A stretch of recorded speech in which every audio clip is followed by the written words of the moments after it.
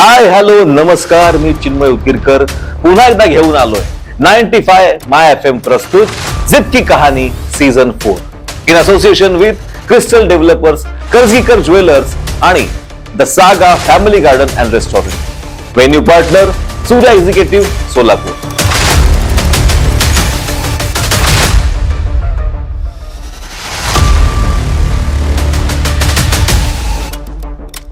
हाय hello नमस्कार, मी चिन्मय उकिरकर. स्वागत आहे तुमचं 95 FM च्या जिद की कहाणीमध्ये.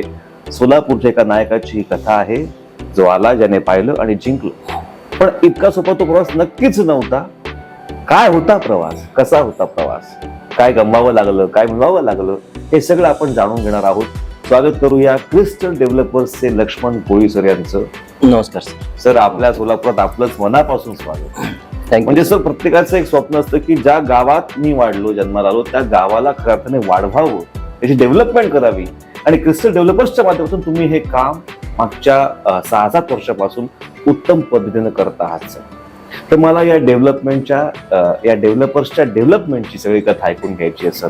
कशी होती तुमची सुरुवात, तुम्ही आधी काय करायचा, व तुम्ही या क्षेत्राकडे कसे वळला, सुरुवातीला तुम्हाला काय अडचणी आल्या? सुरुवातीला सर मी आपल्या 95 माय FM मी या ठिकाणी मी मनापासून अभिनंदन व्यक्त करतो सर. थँक्यू. आणि विशेष करून आपले ते कुंभार सर आणि खानापूर यांचं फार मनापासून अभिनंदन, कारण त्यांनी मला इथं आणण्याचं त्यांचं म्हणजे फार मोठं योगदान आहे सर. सर कसं आहे, खरं सांगायचं म्हटलं तर माझा प्रवास तसं म्हणजे एखाद्याने म्हणजे मनावर घेण्यासारखं असं सर. बरोबर. माझा जन्म सर इथं सोलापूरच्या बाजूलाच कर्दळी म्हणून गाव आहे. एक सोलापूर पासून माझं साधारण 7 ते 8 किलोमीटर अंतरावर किंवा 10 किलोमीटर अक्कलकोट रोडला. तर तिथं आमची शेती वगैरे होते सर. आई वडील शेती करायचे, वडील ग्रामपंचायतीचे शिपाई म्हणून काम करायचे. आणि टोटल सोशल वर्क असायचं सर. शेतीकडे लक्ष द्यायचे नाही सर. जनतेच सेवा करत राहायचे वडील. आणि विशेष म्हणजे संस्कृत ज्ञानेश्वरी वगैरे वाचायचे. सगळे ग्रंथ, दासबोध, गीता, आपले सगळे ग्रंथ घरी असायचे. आणि रामायण जी पोथी असते ना, रामायणाला वाचण्यासाठी बऱ्याच गावातले लोक त्यांना घेऊन जायचे असं वडिलांना. मग ते शेतीकडे लक्षच देणार नाही. मग मोठे भाऊ होते माझ्यापेक्षा, आम्ही लहान होतो सर. मग काही कारणास्तव आम्हाला ते गाव एक ठराविक पिरियड मध्ये आम्हाला सोडावं लागलं. आणि शेजारीच कुंभारी म्हणून गाव आहे, मग त्या ठिकाणी आम्ही राहायला आलो. तिथं माझी मावशी राहत होती. मग तिथं आल्यानंतर माझं पहिलेच शिक्षण तिथं झालं, दुसरीचं शिक्षण कुंभारी झालं. तरी पण 1 वर्षामध्ये गॅप पडला सर. मग इथं आल्यानंतर काय म्हणजे लहानच होतो, काय समजत नव्हतं, काय नाही. भाऊ होते, कुठं मिळेल तिथं कामाला जायचे. मग कामाला जायचे भाऊ. मग काय करायचं मी म्हणलं मला जनावर वगैरे राखायला लावलंय. सुरुवातीची स्टोरी सांगतो एकदम. मग आमचे एक मावस भाऊ होते, त्यांनी म्हणले की अरे तू काय वेळ आहे, म्हणले आमचे सगळे मुलं शाळेला जाते, तू असं फिरतो, जनावर राखतो, तर तू शाळेला जा. मग मी घरी आलो आणि आईला म्हणले की आई मला शाळेला जायचंय.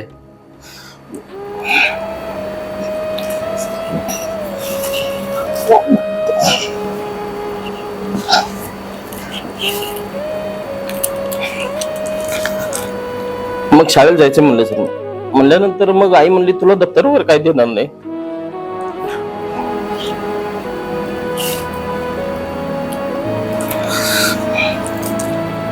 मग मी मनाची गाठ बांधली सर, शाळेला जायचं म्हणजे जायचं.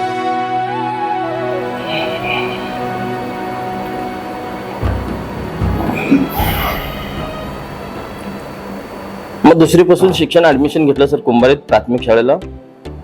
रोज 4 किलोमीटर चालायचं सर. चालत जायचं, चालतच यायचं. आणि दप्तर सुद्धा ना, माझे एक मामा होते, प्राथमिक शाळेत शिक्षक होते, त्यांनी मला दप्तर द्यायचे 7वी पर्यंत सर. मग 7वी नंतर मग मला थोडं कळायला लागलं सर. आणि नेमकं 7वी पास झालो 1992 साली. 92 साली माझे वडील वारले. मग तसंच मी काम करायचं सर, काम करायचं आणि उन्हाळ्याच्या सुट्टीमध्ये काम करायचं आणि परत शाळेला जायचं. उन्हाळ्याच्या सुट्टीमध्ये काम करायचं, शाळेला जायचं. असं करत शाळा शिकले मी. 9वी पर्यंत शाळा शिकली सर. परत 9वीला आल्यानंतर काय झालं की आता 10वीचा वर्ग आहे, तिथून अभ्यास जास्त असणार. मग तिथून काय केलं, 9वीला पूर्ण 3 महिने बाहेर काम केलं. मग सायकल घेतली एक, परत 3 किलोमीटर जायचं यायचं, 10वीला अभ्यासावर असायचं. मग ते काम केलं, हे केलं, सायकलवर घेतली. मी घरच सोडलं सर 1 वर्ष. बर. हा, घर सोडलं म्हणजे रानामध्ये तिथंच शेजारी मी अभ्यास करायला बसायचो. मग 10वी पास झालो सर कसं तरी. हा, 10वी पास झालो. मग परत कामच करायचं की सर. आम्हाला काय कुठं म्हणजे पॅकिंगच नव्हतं कोणाचं, किंवा आधार नाही, भाऊ पण सपोर्ट नाही. हा, भाऊ पण कुठं मिळत तिथं कामाला जायचे. मग तसंच करत करत करत मी ग्रॅज्युएशन केलं सर. ग्रॅज्युएशन केलं, पण काहीतरी बिझनेसच करायचं. मला कुणाच्या म्हणजे ह्याच्याखाली असं काम करायचं नव्हतं मला. म्हणजे काहीतरी करून दाखवायचं, जिद्द मनामध्ये कायम असायची अशी. मग ग्रॅज्युएशन झालं. ग्रॅज्युएशन करत असताना सुद्धा मी टमटम चालवायचो, रिक्षा चालवलो, बरंच काय केलं सर. मग त्यानंतर ग्रॅज्युएशन झालं. मग परत मी असंच एका मित्राच्या नादाला लागून ट्रक पण घेतले. बर. 2 ट्रक पण घेतले. अरे वा. आणि ट्रक मध्ये पण असं व्हायला की काय परवडेना, मी स्वतः त्यांच्यासोबत जायला लागलो. मी स्वतः गाड्या चालवायला लागलो. मग असं करत ते पण काय व्यवसाय मला हे झाला नाही, सूट झाला नाही. मग असं म्हणजे एक मनात विचार येत होता की बाबा बिझनेस तरी कुठलं करायचं. बरेच बिझनेस केले सर, भरपूर बिझनेस केले. म्हणजे कधी मी हटलो नाही. परत मी 6 महिने मी पुण्याला कामाला सुद्धा गेलो. अरे वा. हा, तिथे पण काम केलं, सुपरवायझरचं काम केलं. पण मला योग्य वाटत नव्हतं, किंवा आपण दुसऱ्याच्या हाताखाली काम केलं तर आपण कसं काय हे डेव्हलप कसं होणार. आपल्याला काहीतरी करायचं आहे. बरोबर. मग हे असं करायला नको. पण माझ्या डोक्यात एखादं कुठलं तरी बिझनेसच करावा या हिशोबाने मी होतो. मग त्या शोधात असताना मी एक अचानकपणे ह्या बिझनेस मध्ये आलो. कुठल्या की रिअल इस्टेटच्या बिझनेस मध्ये. बर. रिअल इस्टेटच्या बिझनेस मध्ये आल्यानंतर असे मित्र भेटले, त्याच्यामध्ये पण चांगले लोक आहेत, चांगलं काय त्याच्यामध्ये सुद्धा सर भरपूर करण्यासारखं आहे. रिअल इस्टेट मध्ये सुद्धा खूप भरपूर करण्यासारखं आहे. मग करत असताना तसंच मी माझ्या विश्वासावर पार्ट्या पैसे लावणार, बाहेरचे लोक असणार किंवा इथले लोक असणार, तू बघ म्हणणार जागा, पैसे आम्ही लावतो म्हणणार. मग त्यांना विकून पण देणार. असंच हे एकंदरीत आमचं चालू होतं. असं मग करत असताना 1-2 मारवाडी लोक पण त्याच्यामध्ये चांगले लोक भेटले. मग त्यांच्यासोबत बिझनेस करायला लागलो मी. आणि वाढलं सर एकदम, म्हणजे माझा ट्रस्टच वाढला सगळा. विश्वास संपादन झाला. सगळं लोक म्हणजे व्यवस्थित इमानदारीने काम करायचं ना. म्हणजे एकदम इमानदारीने काम. म्हणजे त्यांना दिलेला शब्द, त्यांची जमीन त्यांना होईपर्यंत किंवा ह्यांचे पैसे ह्यांना पोचेपर्यंत एकदम इमानदारीने काम करणार. त्याच ह्याच्या माध्यमातून आहे ना माझा सर्कल मोठा झाला सर. सर्कल मोठा झाला आणि मग मी करत गेलो असंच. मग सुरुवात आता ह्या डेव्हलपर्स मध्ये यायचं म्हणलं तर मी एका ऑफिसमध्ये असं जायचो, त्यांना पण जमीन वगैरे द्यायचं करायचं. मग तिथं आणखीन 1-2-3 असे मित्र वगैरे यायचे. ते खरं तर मित्र नव्हते पण येत होते. मग माझं ते काम बघायचे किंवा हे कामाचा माणूस आहे तर आपण काहीतरी करायचं. मग त्यांनी मला असं भेटले की तुम्ही एवढं सगळं करताय तर आपण एकत्र येऊन आपण एक काम करू म्हणले, आपण मिळून करू म्हणल्यानंतर मग मी म्हणलो ठीक आहे चालेल म्हणलो. आणि मला पण कसं होतं सर त्याप्रमाणे नेमकं असं कोणतरी मला पाहिजे होतं. आणि योगायोग झाला की बाबा ते आम्ही 3 एकत्र आलो. मग त्यामध्ये सुनील कोंडा म्हणून एक आहे आणि सुनील पुरबरे. बर. दोन्ही सुनील. 2 सुनील आणि मी लक्ष्मण. मग सुरुवात झाली सर. मग आम्ही ठरवलं की बाबा एक मीटिंग घेतली, असं करायचं. तर मग एक आम्ही काय केलं की एक ठराविक अमाऊंट आम्ही तिथं लावून आहे ना एक जागा घेतली सर. अक्कलकोट रोडला जागा घेतली. आणि ती सुरुवातीची आमची साईट, एकदम सुरुवातीची स्टार्टिंगची. आणि मला बाकीचं सगळं पूर्ण ह्याच्यामधलं जवळजवळ 10-12 वर्षाचं नॉलेज होतं. त्यामुळे कुठलीही त्यात अडचण येणार नाही मला खात्री होती. आणि जागा विकू शकतो हे पण मला खात्री होती. आम्ही जागा घेतली, जागा व्यवस्थित सगळं खरेदी वगैरे केले, सगळं झाले. आम्हाला योगायोगाने आपले सोलापूरचे ग्रामीणचे SP होते आपले ह्यानी SP सोलापूरचे SP वीरेश प्रभू साहेब होते. मग वीरेश प्रभू साहेब नेमकं त्यांनी काय करू त्यांच्या डिपार्टमेंटच्या लोकांसाठी एक सोसायटी त्यांना पाहिजे होती अशी. अरे वा. मग त्या मध्ये आम्ही सगळ्यांनी प्रपोजल ठेवले होते त्यांच्याकडे. आमचं पण एक बघा म्हणलं असं एक प्रपोजल आमचा पण ठेवला. मग त्यांनी बाकीचं सगळं रिजेक्ट केलं आणि आपली साईड निवडले. निवडल्यानंतर मग आम्हाला त्यांनी म्हणले की तुम्ही अशा पद्धतीने डेव्हलपमेंट करून देत असेल तर तुम्हाला आमचे म्हणजे जे डिपार्टमेंट मधले लोक आहेत त्यांना आम्ही रेफर करतो म्हणले. ठीक आहे सर म्हणलं. आम्ही त्यांच्या कमिटमेंटला तयार झालो. आणि त्या हिशोबाने मग आम्ही त्या ठिकाणी काम पण केलं, स्वतः साहेब तिथे आले, व्हिजिट दिले, ठरलं. आणि मग तिथं जास्तीत जास्त डिपार्टमेंटच्या लोकांना आम्ही कसं त्यांना देता येईल, किंवा त्यांचं डीजी लोन वगैरे होतं त्यावेळेस चालू होतं ना, डीजी लोन वगैरे करून त्यांना ते प्लॉटचं त्यांना ते आपण स्कीम करून दिले, व्यवस्थित करून दिले. आता त्या ठिकाणी सर्व बंगलो आहे सर तिथं. ही झाली आमची क्रिस्टल डेव्हलपर्सची पहिली सुरुवात. पण सर गंमत अशी आहे की आधी क्रिस्टल डेव्हलपर्स हे नाव नव्हतं, हा आधी वेगळं नाव होतं, आय थिंक रॉयल डेव्हलपर्स. नाही, राहील नाही सर, दयाल सिटी म्हणून ठेवली आपण ते. अच्छा. हा पण सर क्रिस्टल डेव्हलपर्स हे नाव पडण्याची जी काही पद्धत घडली, हा सर, जी काही गोष्ट आहे ती काहीतरी भन्नाट आहे. हा म्हणजे पहिलाच प्रोजेक्ट तुम्ही इतक्या पारदर्शकपणे केला हा आणि मग पुढे हो सर. जे काय घडलं ते तुमच्याकडून ऐकायचं. कसं आहे आता आम्ही जे एकदम पारदर्शकपणे जे व्यवहार केला त्या म्हणजे त्या लोकांच्या बरोबर पारदर्शक केल्यानंतर आम्ही मग ते एक ऑफिसच स्थापन करायचं ठरलं.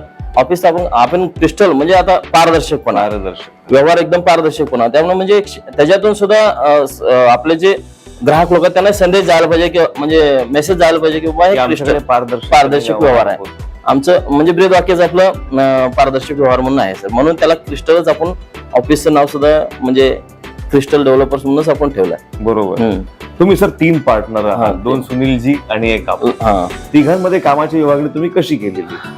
कसं आहे सर, आता क्रिस्टल डेव्हलपर्स मध्ये आपल्या ह्या फर्म मध्ये सुनील बुरबुरे म्हणून आहेत.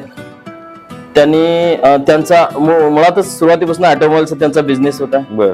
मग त्यामुळे त्यांना कस्टमरचे चांगले म्हणजे कस्टमरचे हँडल करायला त्यांना जमत आहे आणि एकदम कौशल्याने एकदम म्हणजे उत्साहाने समोर कस्टमरच्या समोर बसल्यानंतर आहे ना, कस्टमर पण तिकडून तेवढाच रिस्पॉन्स देतो सर. त्यामुळे त्यांना ते कस्टमर हँडल करणं जमतं म्हणून आम्ही सेल्स डिपार्टमेंट त्यांच्याकडे ठेवला. क्या बात. आणि मग सुनील कोंडा जे आहेत ते सिव्हिल इंजिनियर असल्यामुळे डेव्हलपमेंटसाठी साईडवर जे डेव्हलपमेंट करतो आपण, ड्रेनेज लाईन म्हणा, स्ट्रीट लाईन म्हणा किंवा रस्त्याचे कामं, हे सगळे ज्या कामं आहेत सगळं इतर रोडचे सगळे हे कामं त्यांनी सिव्हिल इंजिनियर असल्यामुळे त्यांना त्यातलं ज्ञान आहे म्हणून ते त्यांच्याकडे ठेवलं. राहिला भाग आता ऑफिसचं सगळं म्हणजे एनए वगैरे करतो आपण. बरोबर. मी सुरुवातीपासूनच ह्याच्यात असल्यामुळे थोडं मला हे सातबाऱ्यातलं थोडं ज्ञान असल्यामुळं मी आवडीनं तो विषय माझ्याकडे ठेवला सर. बरोबर. बर. आणि सगळं जे टोटल आपलं ग्रामपंचायत ऑफिस पासून आहे ना कलेक्टर ऑफिस पर्यंत जेवढे बी काही कामं असतील म्हणजे आता ह्याच्यामध्ये लायझनिंगचं काम भरपूर असते सर. आणि सगळं परमिशन, एनी ऑर्डर म्हणा, लेआउट म्हणा किंवा कुठले सर्च रिपोर्ट म्हणा, जमीन आता घेत असताना सर्च रिपोर्ट आपण करतो, वकिलांशी संबंधित किंवा प्रांत ऑफिस असतं, तहसील ऑफिस असतं, हे सगळे माझे सुरुवातीपासूनच मला ते हे असल्यामुळे ना म्हणजे माहिती असल्यामुळं मी ते खास करून माझ्याकडे ते ठेवलं. असं आम्ही तिघांनी हे कामं अशी वाटून घेतले थोडक्यात. ऑटोमॅटिकली असं जे डिवाइड झाले असं सगळं. बर. सर पारदर्शकता सोडून अजून असे कोणते कोणते महत्वाचे पॉइंट्स आहेत, मुद्दे आहेत की ज्यांच्यामुळे सोलापूरकरांनी क्रिस्टल डेव्हलपर्स कडे आपलं काम सोपवावं? कसं आहे सुरुवातीचं म्हणलं तर एखादा आता समजा एखादा आम्हाला जमीनच देत असेल, एखादा शेतकरी आमच्याकडे जमीन देते समजा, तर जमीन देत असताना त्या शेतकऱ्याचे पैसे म्हणा किंवा ते जे काय व्यवहार आहे तो व्यवस्थितपणे पार पाडण्याची जबाबदारी आमच्याकडे आहे सर. आणि आम्ही ते तसं करतो पण. त्यामुळं एखादा शेतकरी जर आला तर त्यांना जमीन म्हणजे ते मागचा पुढचा विचार न करता त्यांनी आमच्याकडे जमीन देते आणि त्यांना खात्री असते की बाबा क्रिस्टल डेव्हलपर्स म्हणजे एकदम पारदर्शकपणे यांच्याकडे व्यवहार आहे आणि आपल्याला 1 रुपया सुद्धा या ठिकाणी नुकसान होणार नाही, त्यांना खात्री आहे. त्यामुळे ते आमच्याकडे असं म्हणजे एकदम निष्काळजीपणाने म्हणजे निष्काळजी म्हणणार नाही की एक विश्वासाने कुठल्या चिंतेशिवाय येतात. हा असं बरोबर. आणि सर आपल्याकडे लोनची पण सुविधा खूप खास आहे. म्हणजे 6च्या 6 राष्ट्रीयकृत बँकांचं लोन आपल्याकडे होऊ शकतं. त्याबद्दल पण तुमच्याकडून ऐकायचं होतं. कसं सर, आता बँका लोन देणार म्हणलं तर सर प्रॉपर्टी क्लिअर पाहिजे. बरोबर. प्रॉपर्टी क्लिअर म्हणजे काय सर, आता आपण जे जमीन घेतो डेव्हलप करतो त्याच्यामध्ये सुरुवातीला खरं तर ह्याच्यामध्ये एनी ऑर्डर लेआउटचे फार महत्वाचं आहे ह्याच्यामध्ये. नाहीतरी बँक लोन देतच नाही, अगोदर बँक जबाबदारी घेतच नाही.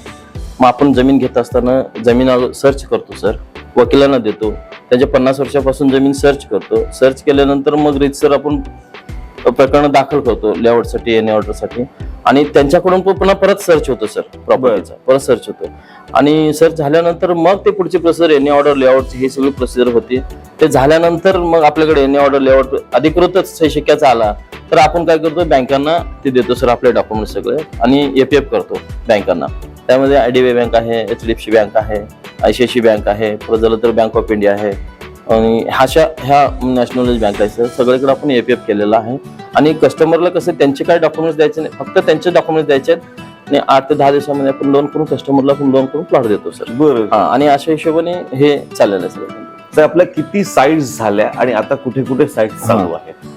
आता सर टोटल हे 15-20 साईट चालू आहे सर. वा. 15 साईट आतापर्यंत झाल्यात.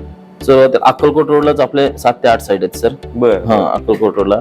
परत झालं तर हैदराबाद रोडला मळेगाव म्हणून आहे, तिथे एक साईट झाली. त्या ठिकाणी पण आपण 40 रो हाऊसेस बांधून दिलेत. अरे वा. हा, एकदम व्यवस्थित सर.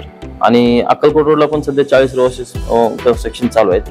म्हणजे आपण बिल्डर नाही आहे, पण कस्टमरला समजा आता एखादे कस्टमर आता पती पत्नी शिक्षक म्हणा किंवा घरात दोघंही सर्व्हिसला असते, त्यांना जमत नाही, तर त्यांना आपण काय करतो की बाबा त्यांनी म्हणले की बाबा तुम्ही बांधूनच द्या, ठीक आहे, आम्ही एक कॉन्ट्रॅक्टरच्या हिशोबाने आपण त्यांना बांधून पण देतो. अरे वा. हा, मग असंच आता एक बार्शी रोडला एक स्कीम चालू आहे सर. अच्छा. हा, आणि झालं तर बाळ्याला एक चालू आहे. बरं. आता राजेश्वर नगरला जे आपलं RTO ऑफिस आहे सध्या, नवीन RTO ऑफिस, त्या तिकडे पण एक साईट चालू करतो सर आता.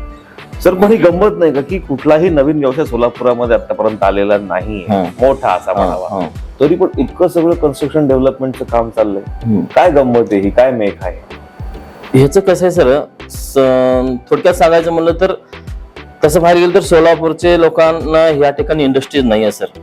इंडस्ट्रीज नसल्यामुळं थोडं आहेच तसं अडचण, पण तरी सुद्धा आमचं ह्या डेव्हलपर्स लोकांचे प्रत्येकाचे, माझंच नाही असं, प्रत्येक डेव्हलपर्सचं बिझनेस एकदम व्यवस्थित आहे. कुणाच्याही साईट थांबलेली नाहीये, सगळ्यांना व्यवस्थित म्हणजे रिस्पॉन्स आहे.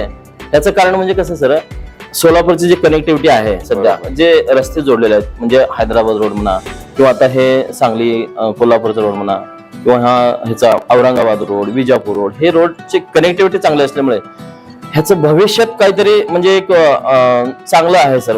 इन्व्हेस्टमेंट करणाऱ्याला चांगलं आहे. त्यामुळे बाहेरचे लोक जे आहेत, म्हणजे सोलापुरातल्या लोकांना कळे नाही की अजून इथं काय होणार आहे, पण बाहेरच्या लोकांना काहीतरी कळालंय असं बाबा वाटतंय मला.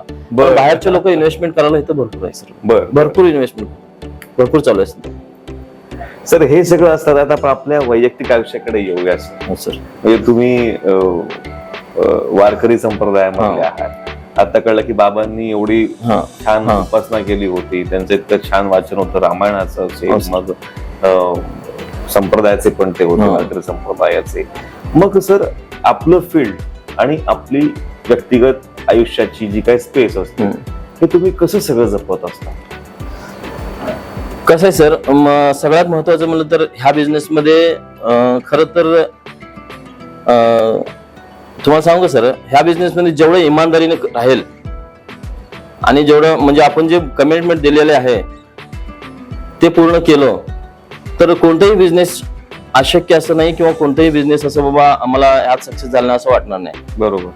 ह्या बिझनेसमध्ये मी मालकरी असल्यामुळं मी इमानदारीने वागत गेलो आणि लोक माझ्यावर विश्वास ठेवत गेले सर. बर. त्याचाच फायदा मला ह्या बिझनेसमध्ये झालेला आहे सर. आणि मी तसंच वागतो सर, एकदम जसं बोलतो तसंच वागतो. त्यामुळे मला कुठल्याही गोष्टीचं अडचण आतापर्यंत आली नाही. मला वाटत नाही की भविष्यात येईल असं अडचण. बरं. आता सर ज्या काही होतकरू सोलापूरकर तरुणांना डेव्हलपमेंटच्या व्यवसायामध्ये यायचं आहे, तुम्ही त्यांना काय सिक्रेट मंत्र सांगा इथल्या यशाचा? मला एकच सांगायचं की सर, हे आपले जे इथले सोलापुरातले बरेच म्हणजे मोठमोठे उच्च शिक्षण घेतलेले मुलं आहेत सर, त्यांनी नोकरीकडे वगैरे न जाता आपल्या बिझनेसमध्ये भले त्यांचा रिअल इस्टेट नाही, कोणताही बिझनेस असू द्या, कोणत्याही बिझनेसमध्ये जसं आपण एखाद्याकडे कामाला गेल्यानंतर आपण कसं वागतो, कसं एक टाइम म्हणजे बाबा 10ला येतो आणि 5ला जे सुट्टी किंवा 6ला आपण सुट्टी घेतो, त्या हिशोबाने जर आपण स्वतःच्या बिझनेसमध्ये जर आपण लक्ष घातलो, मी नोकरच आहे या हिशोबाने जर काम केलो तर कोणतेही बिझनेस अशक्य नाही. ही प्रथमतः मला त्यांना सांगायची एक माझी कळकळीची विनंती आहे. किंवा आपण स्वतः झोकलं पाहिजे बिझनेसमध्ये. छोटासा बिझनेस स्थापन करायचा आणि मी मालक झालो म्हणून जर उगाच वावरत बसलं ना तर शक्य नाही सर बिझनेस मध्ये. असं आहे सर. मग मला असं म्हणायचं की त्यांना सांगायचं की बाबा किती पण उच्च शिक्षण असू द्या, बिझनेस कोणतं पण छोट्यातलं छोटं बिझनेस असू द्या, तर आपण ह्या पद्धतीने गेलो तर सक्सेस 100% होतंय सर. आणि बिझनेस करत असताना एक आपण जे म्हणतो ना, म्हणजे इमानदारी जी आहे ती त्यात असली पाहिजे सर. सचोटी असली पाहिजे, कसोटी असली पाहिजे त्याच्यामध्ये. नित्य दिलेला शब्द त्यांना व्यवस्थित पाळलं पाहिजे. समोर आल्यानंतर एखादा ग्राहक आल्यानंतर त्यांना कसं बोलायचं, कसं राहायचं, त्यांना कसं ट्रीटमेंट द्यायचं, हे केलं तर व्यवस्थित होईल सर. म्हणजे काय अडचण नाही. आता सर सोलापूरमध्ये भयंकर डेव्हलपमेंट सुरू झाली आहे. तुमच्या क्षेत्रात पण खूप कॉम्पिटिशन वाढलेली आहे. या स्पर्धेकडे तुम्ही कसं बघता? कसं आहे सर, कॉम्पिटिशन तर प्रत्येक बिझनेस मध्ये आहे सर. प्रत्येक कोणताही बिझनेस असो, काही असो, त्या प्रत्येकात कॉम्पिटिशन आहे. तसंच आपल्या ह्या डेव्हलपर्स लाईन मध्ये सुद्धा कॉम्पिटिशन आहेच. तरी सुद्धा कसं आहे सर, कॉम्पिटिशन मध्ये आम्ही काय किंवा रनिंग वगैरे करत नाही किंवा काय नाही. साईड मध्ये कसं आहे, आता कस्टमर माझ्याकडे कसं जास्त येतील, आम्ही काय कस्टमरला या म्हणून बोलत नाही. फक्त आम्ही लक्ष देतो की साईडवरती डेव्हलपमेंट कशा पद्धतीने करायचे, कशी माझी डेव्हलपमेंट चांगली असेल तर कस्टमर माझ्याकडे कसे येतील. मग सुरुवातीला आम्ही बाकीची इतर लोकांचं सांगण्यापेक्षा मी सुरुवातीला काय केलं सर, साईडमध्ये ड्रेनेज लाईन करायचे, पाण्याचं नळ द्यायचं, पाण्याची टाकी बांधायचे, बोर मारणे, झाडं लावणे, ड्रीप करणं.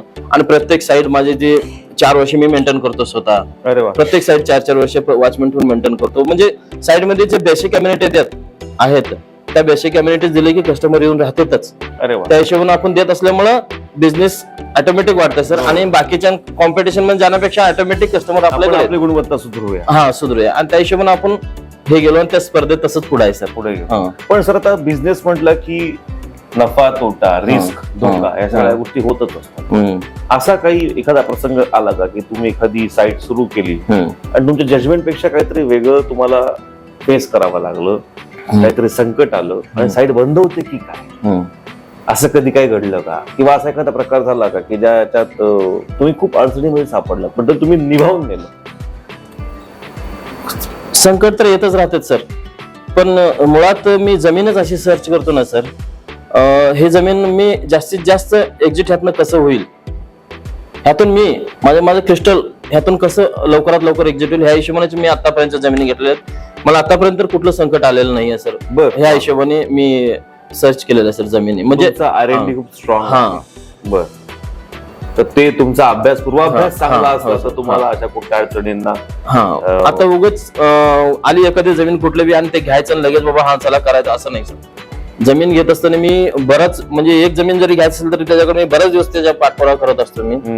कारण कसं आहे सर, आता मी ठीक आहे, मी त्यांच्याकडून जमीन घेतलो आणि मला 4 पैसे स्वस्त मिळाले, घेतलो आणि डेव्हलप केलं, विकायला सुरुवात केली. पण माझ्यापासून पुढे 100 लोक त्याच्यामध्ये होणार आहेत. मग 100 लोक माझ्यावर विश्वास ठेवून घेणार आहेत. त्यामुळे मी जमीन घेतानाच अशी जमीन घेतली की मी लवकर जसं एक्झिट व्हायला पाहिजे आणि त्यात कुठल्या अडचण यायला नाही पाहिजे या हिशोबाने करतो. त्यामुळे मला आतापर्यंत असं अडचण आलेली नाहीये.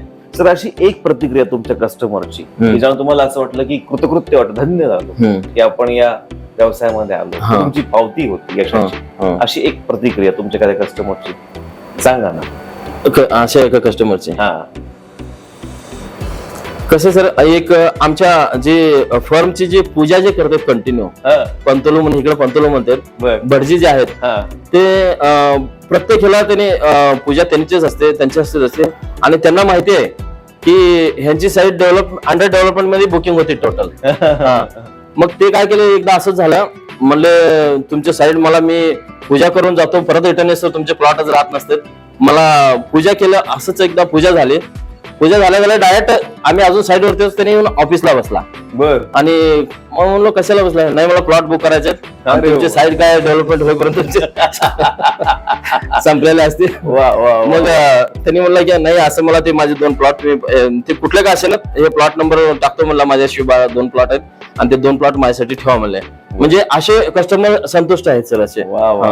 असं एकदम. आता एक शेवटचा प्रश्न, शाळेत जाण्यासाठी दप्तर न मिळालेला मुलगा ते आज अनेकांना शिक्षणासाठी जे बेसिक इन्फ्रास्ट्रक्चर आहे, जे डेव्हलपमेंट आहे, तो पुरवणारा मुलगा, हा सगळा जो प्रवास आहे, या प्रवासाकडे बघताना तुमच्या आई बाबांना तुम्ही काय सांगाल? आता सांगण्यासारखं असं तर मी जे प्रगती केलेली आहे ते बघण्यासाठी वडील तर नाही आहेत, आई आहे. आईचं मला अजून पण शिक्षण आहे सर. माझ्या आईचं वय 85 वय आहे सर. आई आणखीन पण सांगते की मोठ्या लोकांच्या उजव्या हाताकडे बसायचा. बर. आणि कोणाचे 10 रुपये नुकसान तो करायचं नाही. मला सांगायचं की आता मी कसं सांगू आईला की आई मी पण एक मोठा माणूस झालो. ते सांगायची गरजच नाही सर, आई बघते आणि आईला बघायला मिळते सारखं दुसरं भाग्य नाही सर. तुम्ही खूप अचीव्ह केलंय सर आणि ते करत असताना तुम्ही तुमच्या गावचा पण खूप चांगला विकास केलेला आहे. असं तुमच्या आईचंच नाही तर गावातल्या सगळ्या आयाचं स्वप्न तुम्ही पूर्ण केलेलं आहे. माझ्या मते ही सगळ्यात मोठी पावती आहे तुमच्या यशाची आणि यामुळे तुमचे बाबा नक्की खुश असणार. त्यांनी जी काही समाजसेवा केली आणि जे काही लोकांसाठी केलं असेल की त्याची पुण्य आहे की तुम्ही आज इतकं चांगलं पुण्याचं काम करू शकता. तुमच्या प्रवासाला सर माझ्याकडून आमच्या मायाच्या टीमकडून खूप खूप शुभेच्छा. जसं मी तुम्हाला सांगितलं की तो आला, त्यानं पाहिलं आणि जिंकलं. हा प्रवास इतका सोपा नसतो. तिथे येण्यासाठी त्याला बरंच काहीतरी पाहावं लागतं. ते सगळं काबीज करण्यासाठी बऱ्याच गोष्टी, बरेच कष्ट करावे लागतात आणि त्याच्यानंतर त्याला जिंकणं हे तितकं सोपं नसतं. कारण जिंकताना काट्याचा मुकुट डोक्यावर घालावा लागतो. पण हे सगळं दिलेल्या पेलावून घेऊन पार करून जातो तो असतो आयुष्यातला खरा हिरो. आणि असे सोलापूरचे आपले हिरो लक्ष्मण कोळी सर आज आपल्याला भेटलेत, आपल्या शेजारने गप्पा मारल्यात. सर तुम्ही इथे आलात आणि तुमच्या प्रवासाचा इतका छान तुम्ही खुलासा केला.